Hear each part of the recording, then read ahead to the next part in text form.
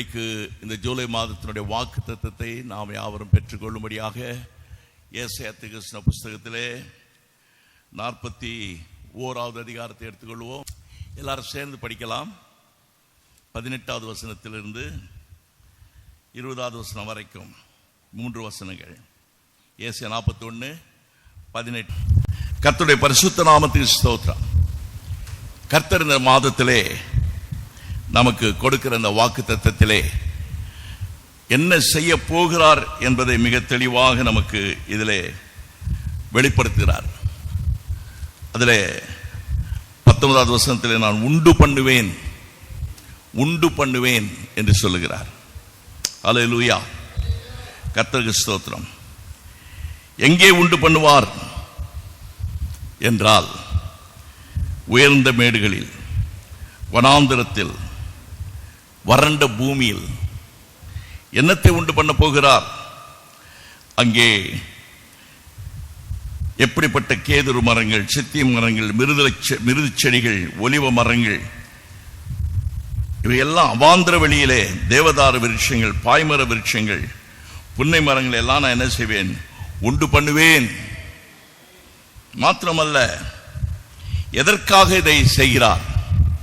20வது வசனத்திலே கர்த்தருடைய கரம் அதை செய்தது என்றும் இஸ்ரவேலின் பரிசுத்தர் அதை படைத்தார் என்றும் யாவரும் கண்டு உணர்ந்து சிந்தித்து அறிவார்கள். அல்லேலூயா, அல்லேலூயா.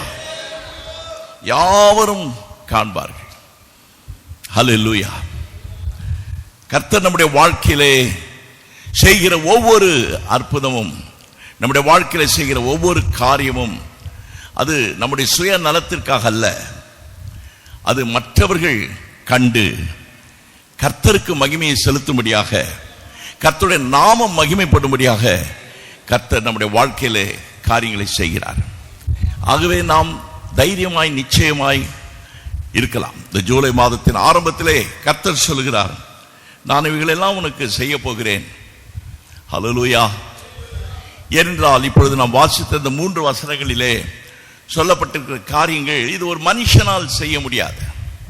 வனாந்திரத்தில், தண்ணீர் இல்லாத இடத்துல, உலர்ந்த இடத்துல, வறண்ட நிலத்தில் எப்படி அங்கே ஆறுகள் வரும், எப்படி நதிகள் வரும், எப்படி ஊற்றுக்கள் வரும் என்றெல்லாம் நாம் யோசித்து பார்க்கும் பொழுது அது முடியாத காரியம். ஆம், மனுஷனால் இது கூடாததுதான். தேவனாலே எல்லாம் கூடும். ஹல்லேலூயா. எதெல்லாம் மனுஷனால் கூடாதோ தேவனால் கூடும். இந்த காலவெளியிலே கர்த்தருக்கு ஸ்தோத்திரம். எப்படி ஆகும்? இது என்னுடைய வாழ்க்கையில எப்படி நடக்கும்? எல்லாம் வனாந்திரமாக இருக்கிறதே என்றுதான் நாம் நினைக்கிறோம். கர்த்தர் சொல்கிறார், உன்னுடைய வனாந்திரத்தை கர்த்தர் செழிப்பான வயல்வெளியாக மாற்றப் போகிறார். அதற்கு ஆண்டவர் கொடுக்கிற இன்னொரு கர்த்தருடைய வார்த்தை ஏசாயா தீர்க்கதரிசன புஸ்தகத்தில் 35வது அதிகாரத்தில் 10 வசனத்தை நீங்கள் வாசித்து பார்ப்பீர்களானால் அதிலே கர்த்தர் என்ன செய்ய போகிறார்? 35வது அதிகாரம் 1வது வசனத்தில் வாசிக்கும் பொழுது, வனாந்தரமும் வறண்ட நிலமும் மகிழ்ந்து கடுவெளி கழித்து புஷ்பத்தை போல செழிக்கும். அல்லேலூயா. வனாந்திரம்தான், வறண்ட நிலம்தான், ஆனால் அங்கே மகிழ்ச்சி, அங்கே ஒரு களிப்பு, அங்கே ஒரு செழிப்பு. இதெல்லாம் கர்த்தர் செய்வேன் என்று சொல்லுகிறார். அருமையான தேவனுடைய பிள்ளைகளே, அந்த ஏசாயா 35வது அதிகாரத்து முழுவதையும் நீங்கள் வாசித்து பார்க்கும் பொழுது ஏன் இவைகளெல்லாம் கர்த்தர் செய்கிறார் என்று பார்க்கும் பொழுது 2வது வசனத்தை படிங்கள் சீக்கிரமாக. அது மிகுதியாய் செழித்து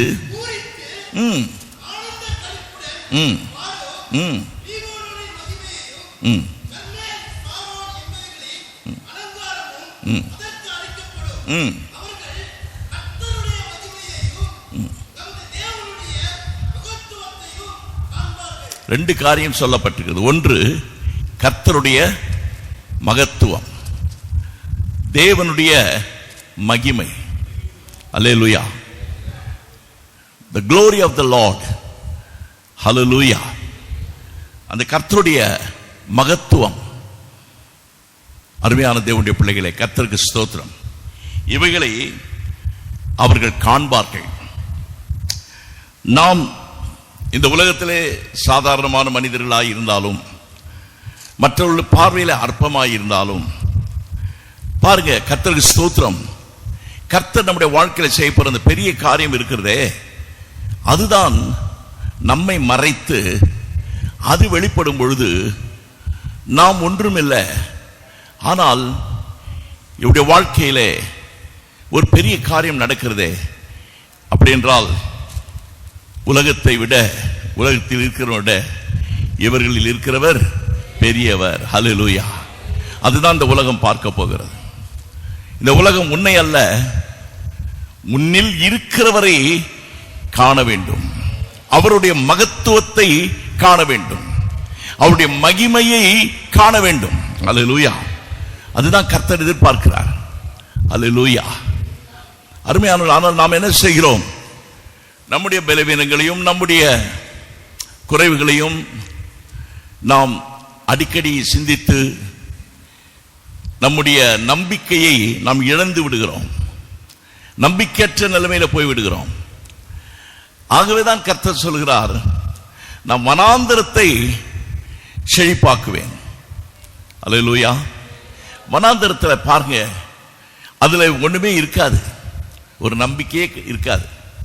எங்கு பார்த்தாலும் ஒரு வெட்ட வெளிச்சமாக, ஒரு தங்குவதற்கு கூட அந்த உஷ்ணத்திலே எங்கேயாவது ஓய்வெடுக்கலாம் என்று நினைத்தால் கூட எங்கேயும் தங்குவதற்கு ஒரு ஷெல்டர், ஒரு புகலிடம் அங்கே இருக்காது. ஒரு மரம் செடி கொடி இருக்காது. எங்கு பார்த்தாலும் வனாந்தரமாக இருக்கும். அதிலே பயணம் செய்கிறவர்கள், நீண்ட தூரம் பயணம் செய்கிறவர்கள் எவ்வளவோ பேர் தாகத்தால் மரித்து போய்விடுவார்கள். கர்த்தருடைய பரிசுத்த நாமத்துக்கு ஸ்தோத்திரம். இந்த வனாந்தர வாழ்க்கை எதை காட்டுகிறது? அது துன்பத்தையும், நம்முடைய வாழ்க்கையில கடந்து செல்கிறதான பல நெருக்கத்தையும் கஷ்டத்தையும் அது நமக்கு வெளிப்படுத்துகிறது. என்னுடைய வாழ்க்கையில நான் என்னத்தை கண்டேன்? எனக்கு என்ன இருக்கிறது? வெறுமையாய் நான் இருக்கிறேனே என்று நம்மை நினைக்க தோன்றுகிறது அல்லவா? ஆனால் கர்த்தர் என்ன சொல்கிறார்? ஆம், அந்த வனாந்தரத்தை தான் நான் செழிப்பாக்குகிறேன். அல்லேலூயா. அது எப்படி செழிப்பாகும்? வனாந்தரம் எப்படி செழிப்பாகும்? அருமையான கர்த்தருடைய பிள்ளைகளே, இன்றைக்கு ஆண்டவர் கொடுத்திருக்கிற அந்த வாக்குத்தத்தத்தை கவனித்து பார்த்தீர்களானால் எப்படி வனாந்தரம் செழிப்பாக மாறும் என்று சொன்னால், கர்த்தர் என்ன செய்கிறார்? முதலாவதாக, உயர்ந்த மேடுகளில் நான் என்ன செய்வேன்? ஆறுகளை, பள்ளத்தாக்குகளில் ஊற்றுகளை, வனாந்தரத்தை தண்ணீர் தடாகமாய், வறண்ட பூமியை நீர்க்கேணிகளுமாய். பாருங்க, உயர்ந்த மேடு, பள்ளத்தாக்கு, வனாந்தரம், வறண்ட பூமி. இந்த 4 காரியங்கள் நமக்கு எதை காட்டுகிறது? அந்த வறண்ட பூமியை போல, அந்த வனாந்தரத்தை போல, பள்ளத்தாக்கு. அருமையான கர்த்தருடைய பிள்ளையே, கர்த்தருக்கு ஸ்தோத்திரம்.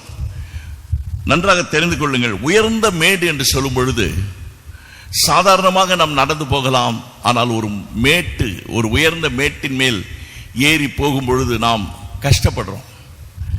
உயர்ந்த இந்த மலையை நான் எப்படி ஏறி போவேன் என்று. அந்த மேடு எதை குறிக்கிறது என்று சொன்னால், நாம் கடந்து செல்ல முடியாத சில மலைகளையும், கடந்து செல்ல முடியாத சில உயரத்தையும் அது நமக்கு காட்டுகிறது. இது எப்படி நான் நிறைவேற்றப் போகிறேன்? ஒரு பெரிய உயர்ந்த மேடு போல என்னுடைய வாழ்க்கையில சில சவால்கள் இருக்கிறது. இதை நான் எப்படி கடந்து செல்ல போகிறேன் என்கிற ஒரு கேள்வி நமக்குள் வருகிறது. ஆண்டவருக்கு ஸ்தோத்திரம். உயர்ந்த மேடுகளை நீ பார்க்கிறாயே, அந்த உயர்ந்த மேடுகளில் தான் என் தேவன் ஆறுகளை உண்டாக்க போகிறார். அல்லேலூயா. சரி, உயர்ந்த மேடுகளை நாம் கடந்து விட்டோம், ஆறுகளை அங்கே பார்க்கிறோம். ஆனால் அதே நேரத்தில் பள்ளத்தாக்கு இருக்கிறதே.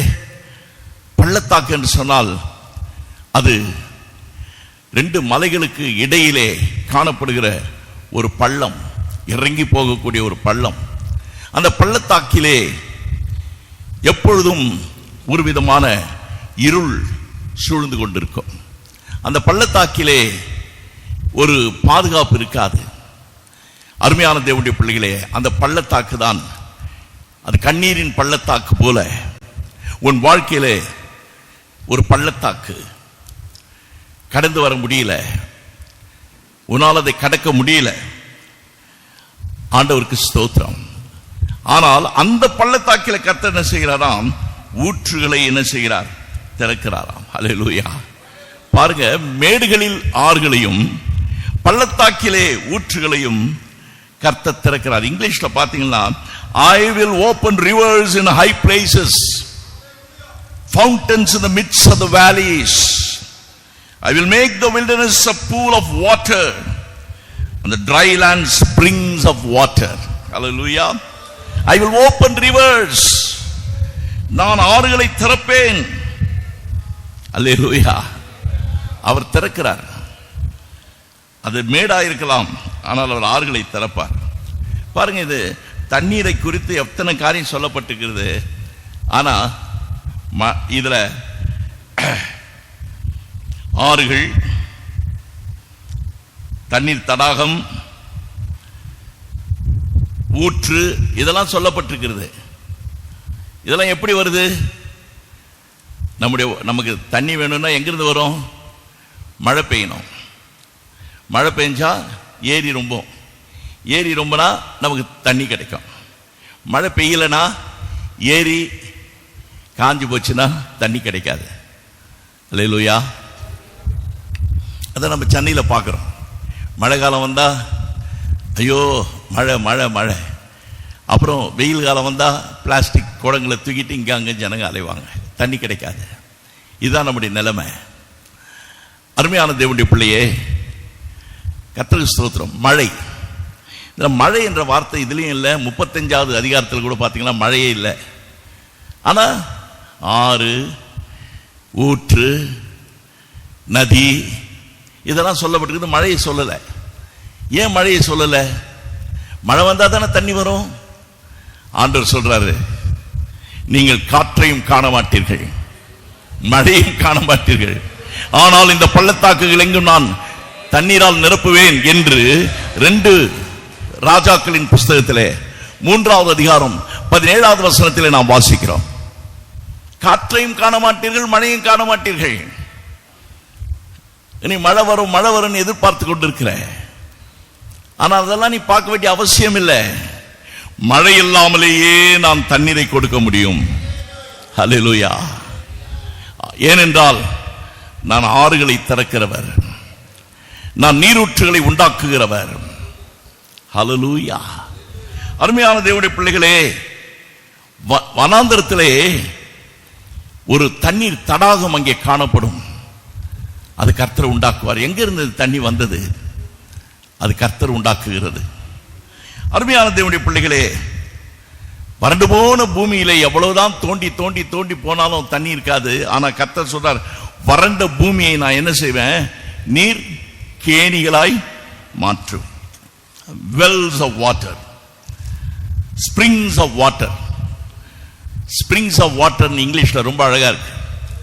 ஸ்பிரிங்ஸ் ஆஃப் வாட்டர் சொன்னா தோண்டன உடனே அப்படி தண்ணி பீரிட்டு வரும், பாஞ்சி வரும்.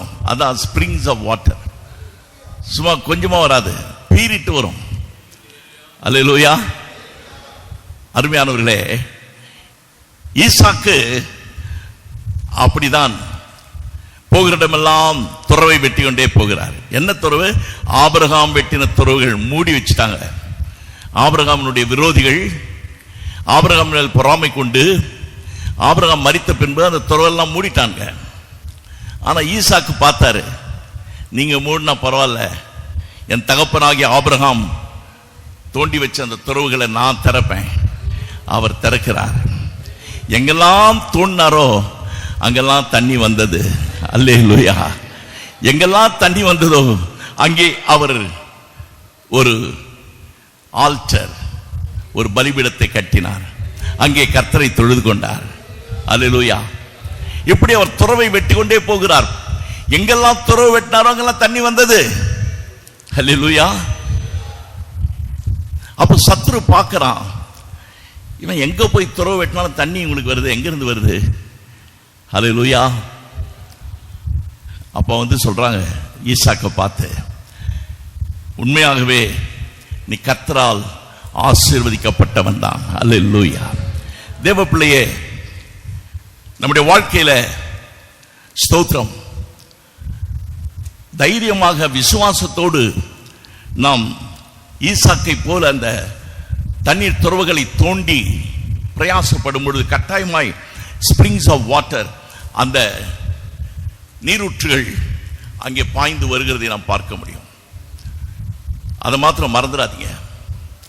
நம்முடைய ஆவிக்குரிய வாழ்க்கையில எதுவுமே வற்றி போவதில்லை, முடிந்து போவதில்லை.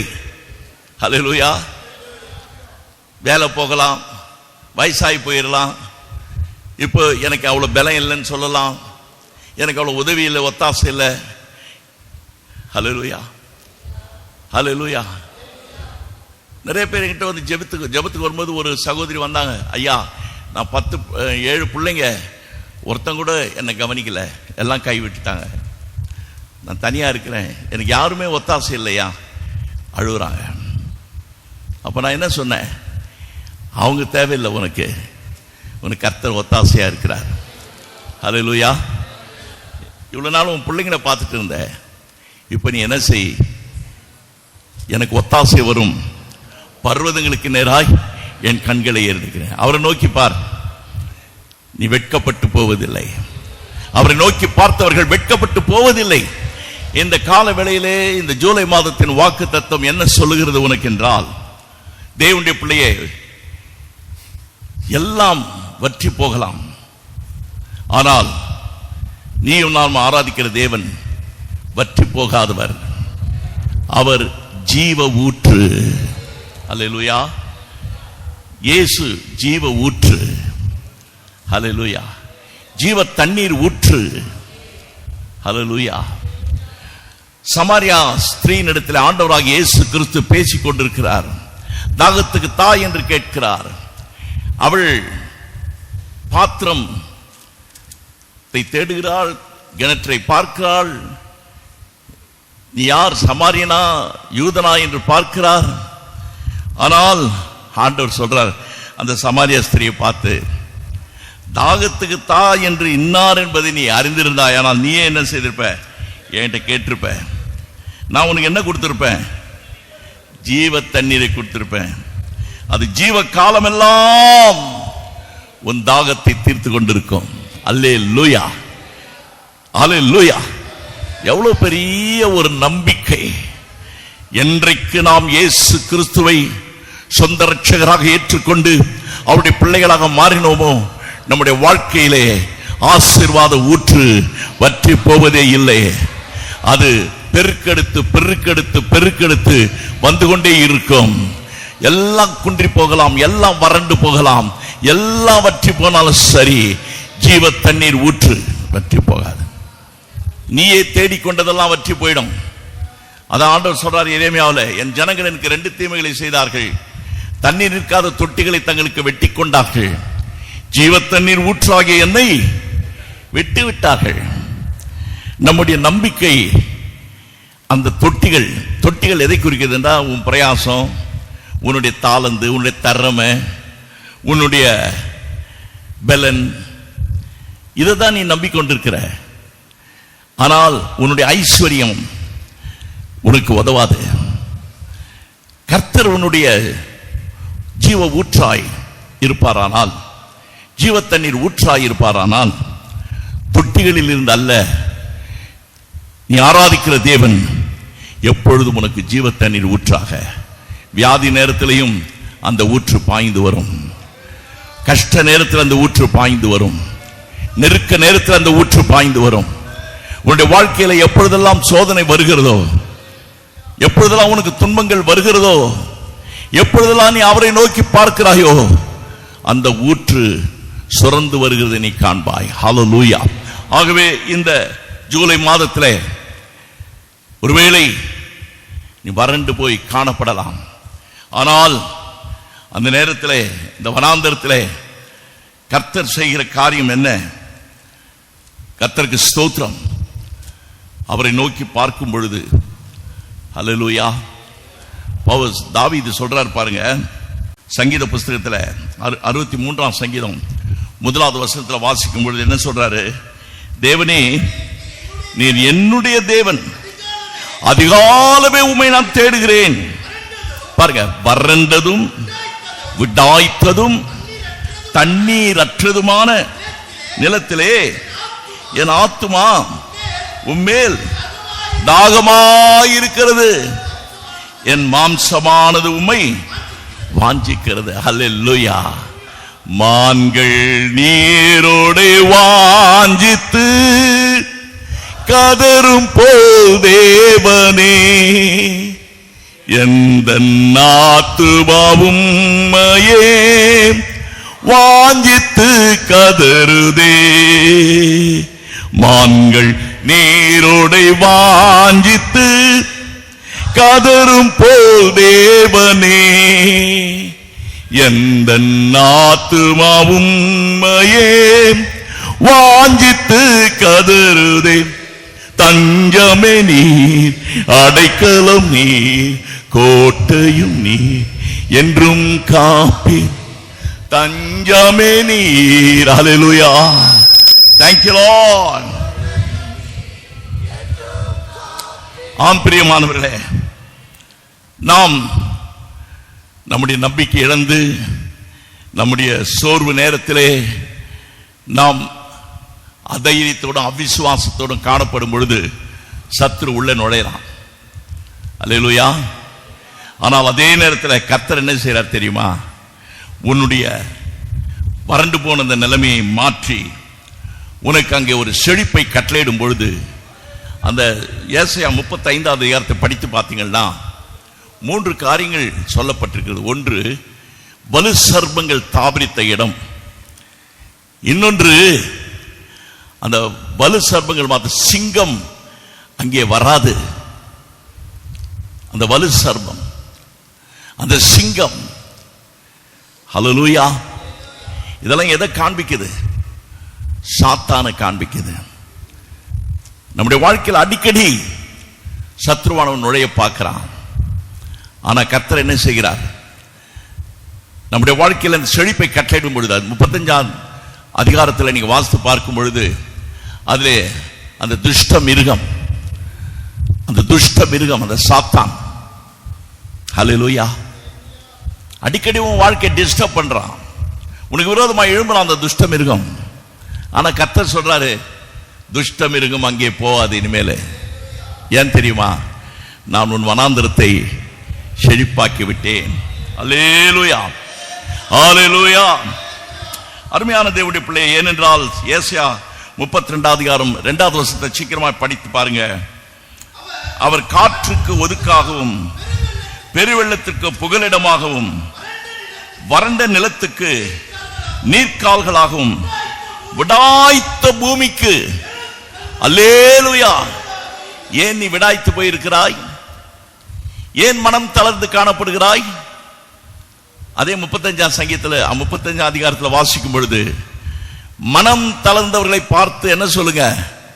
பதறாதிருங்கள், திடன் கொள்ளுங்கள். ஹல்லேலூயா.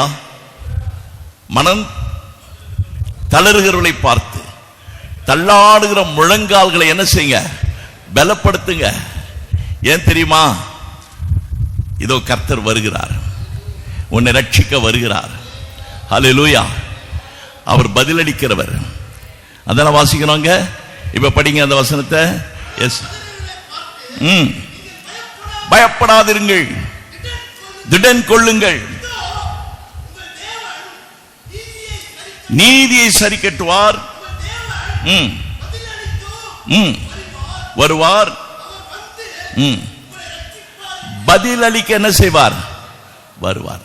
இது இயேசு கிறிஸ்துவினுடைய முதலாவது வருகையை காண்பிக்கிறது.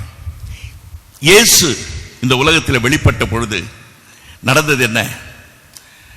அங்கே முடவன் குதித்தான், ஓமையன் பேசினான், குருடனுடைய கண்கள் திறக்கப்படும். அற்புதங்கள் நடந்தது. இன்றைக்கு நடக்குமா? கட்டாயம் நடக்கும். அவர் நேற்றும் இன்றும் என்றும் மாறாதவர். அல்லேலூயா, அல்லேலூயா, அல்லேலூயா. ஆண்டவருக்கு மாத்திரம்தான் இந்த வார்த்தை. அல்லேலூயா.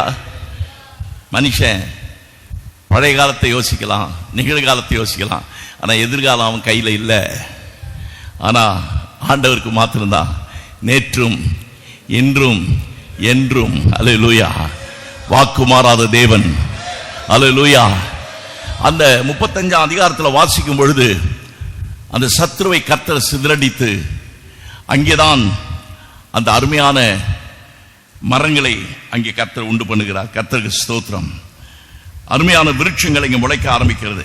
இது எதை காட்டுகிறது என்று சொன்னால், இந்த ஜூலை மாதத்திலே கர்த்தர் உன் வாழ்க்கையை, பாழாய் போன உன்னுடைய வாழ்க்கையை, வறண்டு போன இருக்கிற உன்னுடைய வாழ்க்கை எதுவாக இருந்தாலும் சரி, அல்லேலூயா, கர்த்தருக்கு ஸ்தோத்திரம். நேற்று கூட ஒரு ஜெப குறிப்பு வந்துச்சு. என்ன, டாக்டர்லாம் கைவிட்டாங்க, எல்லாமே கெட்டு போச்சு, இனிமேல் ஒன்றும் செய்ய முடியாதுன்னு சொல்லிட்டாங்க, கொஞ்சம் ஜெபம் பண்றீங்களா எங்களுக்காக? பாருங்க, எல்லாம் போன பிறகு வராங்க. முன்னாடியே வந்திருக்கலாம், ஆனாலும் பரவாயில்ல.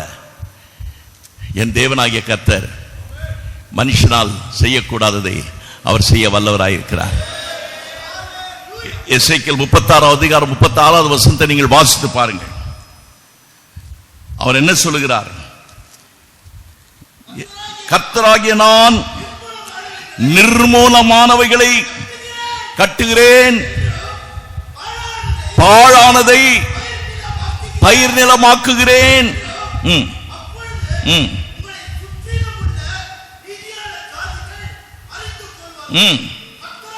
கர்த்தராகிய நான் இதை சொன்னேன், இதை செய்வேன். ஹல்லேலூயா. பாழானதை பயிர் நிலமாக்குகிற தேவன். உன் வாழ்க்கையை பாழாக்கி போட்டாங்க, உன் வாழ்க்கையை சிதறடித்து போட்டார்கள், உன் வாழ்க்கையை சத்துருவானவன் மிக மிக மோசமான நிலைமையில் கொண்டு போய் விட்டான். ஆனாலும் உன் வாழ்க்கையில எவ்வளவுதான் சோர்வுகள் வந்தாலும், எவ்வளவுதான் பலவீனம் வந்தாலும், உன்னுடைய வனாந்தரத்தை கர்த்தர் செழிப்பான நிலமாய் மாற்றுவார். அதற்கு அவர் செய்யற காரியம் என்ன? கர்த்தருக்கு ஸ்தோத்திரம். நான் சொன்னேன் இல்லையா, நீரூற்றுகளை உண்டு பண்ணுவார், ஆறுகளை உண்டு பண்ணுவார், நதிகளை உண்டு பண்ணுவார்.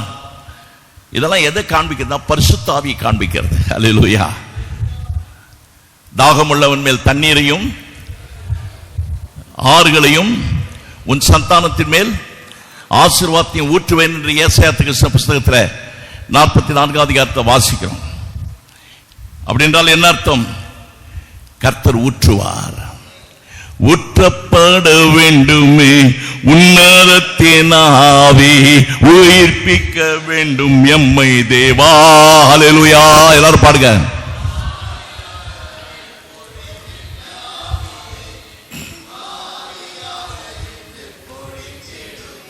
ஊற்றப்பட வேண்டுமே உன்னதத்தின் ஆவி, உயிர்ப்பிக்க வேண்டும் எம்மை தேவா. அல்லேலூயா.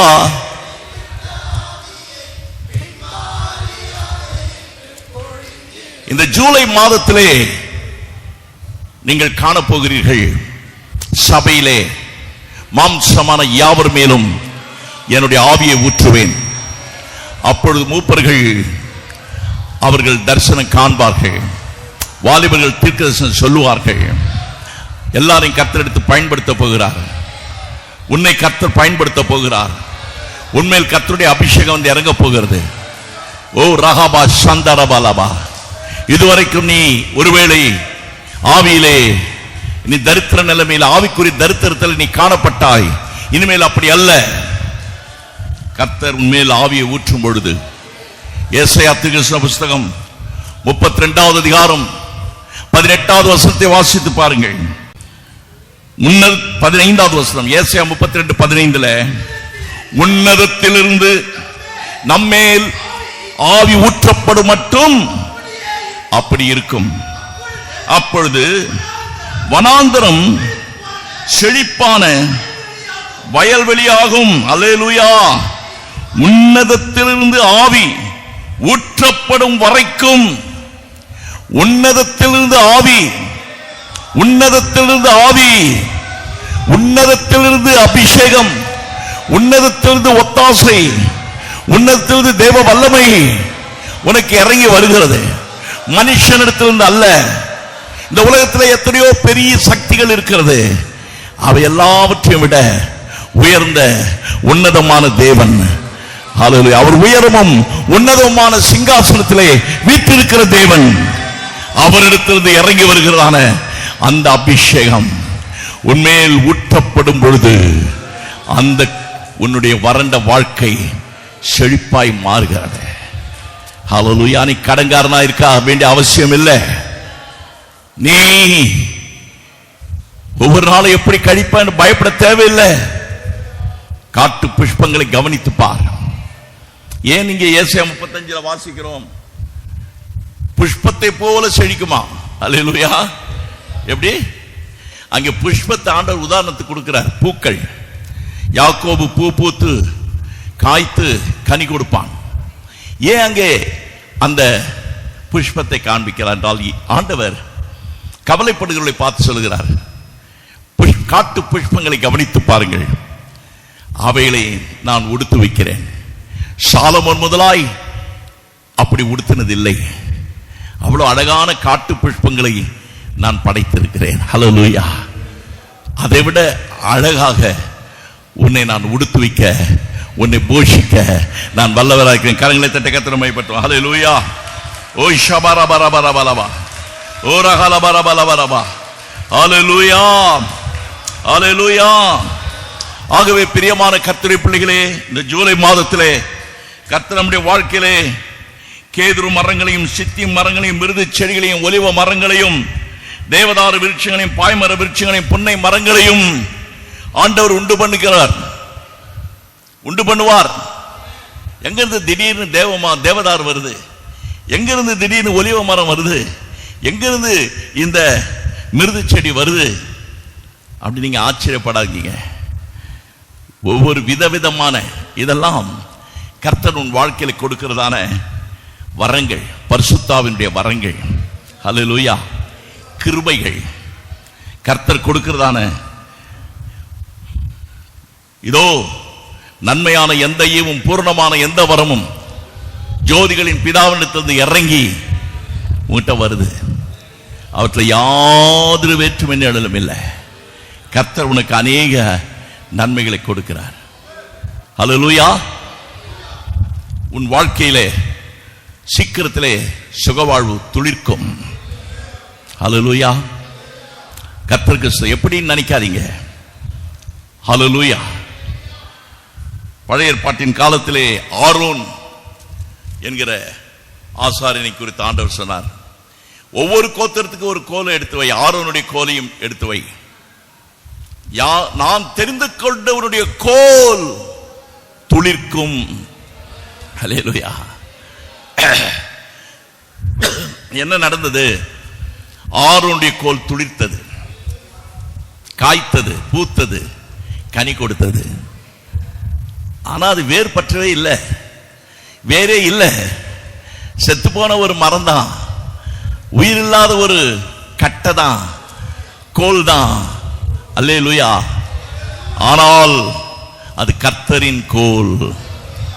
அவருடைய கோலும் அவருடைய தடியும் உன் கூட இருக்கிற வரைக்கும் நீ பயப்பட வேண்டிய அவசியமே இல்லை. அல்லேலூயா. நான் தெரிந்து கொண்டவனுடைய கோல் துளிர்க்கும். Thank you Jesus. அந்த கோலை கெட்டியா பிடிச்சுக்கோ. மோசே எங்கெல்லாம் போனாரோ தேவனுடைய கோலை பிடிச்சிட்டே இருந்தாரு. சாதாரண ஆடு மேய்க்கிறதுக்காக வச்சிருந்த குச்சிய, என் தேவன் ஆடு மேய்க்கிற குச்சிய தேவனுடைய கோலாக மாற்றிட்டாரு. ஆண்டவர் சொல்றாரு, மோசே பயப்படாத, யுத்தம் வருதா, அமலேக்கியர் வந்துட்டாங்களா, பயப்படாத, போ, அந்த கோலை பிடித்து கொண்டு போய் நில். மோசே கோலை உயர்த்தி கொண்டு நிற்கிறான். அமலேக்கியர்கள் முறியடிக்கப்பட்டார்கள்.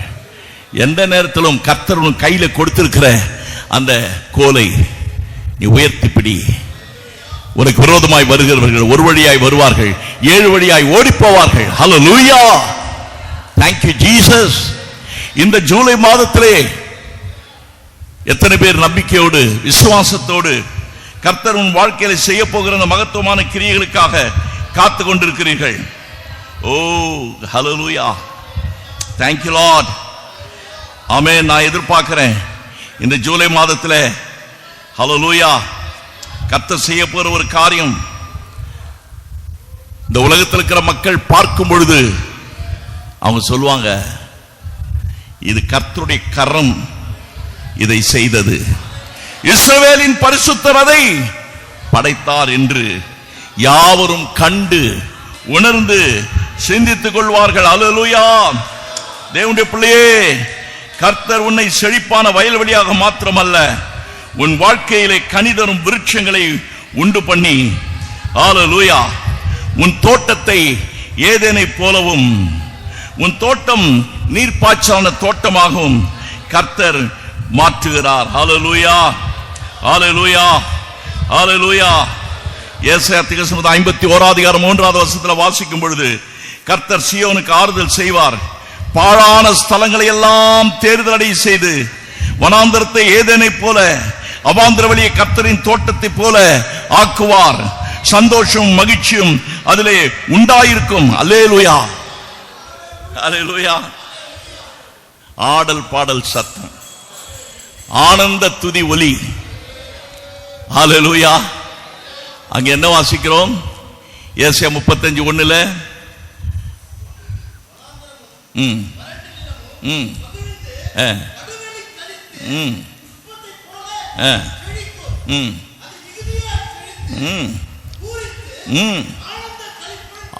ஆனந்த களிப்புடன் எப்படி பாடும் சொல்லுங்க, எப்படி பாடும்?